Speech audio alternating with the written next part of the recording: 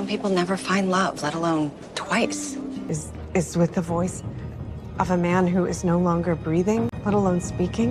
បញ្យល់អត្ថន័យឃ្លាភាសាអង់គ្លេស let alone អ្វីមួយជាភាសាខ្មែរនេះគឺជាឃ្លាអង់គ្លេសមួយដែលយើងអាចប្រើនៅក្នុងការរៀបរាប់របស់ពីរដើម្បីបញ្ជាក់ឬសង្កត់ន័យថាអ្វីដែលយើងនឹងនិយាយបន្ទាប់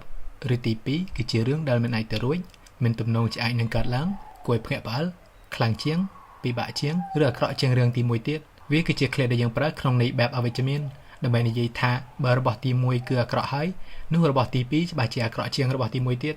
ឧទាហរណ៍ She can't boil an egg let alone cook a full meal មានន័យថានាងមិនចេះទាំងស្ងោរស៊ុតផងទ្រាំទាំងអាហារទាំងមូលទៀតមានន័យថាសម្បីតែរឿងសាមញ្ញបំផុតដូចជាការស្ងោរពងអញ្ចឹងក៏មិនចេះផងចុះទម្រាំឲ្យធ្វើរឿងដែលធំជាងស្ងោរពងទៅទៀតនោះវាមិនអាចទៅរួចនោះទេឧទាហរណ៍មួយទៀត I barely have time to sleep let alone go on vacation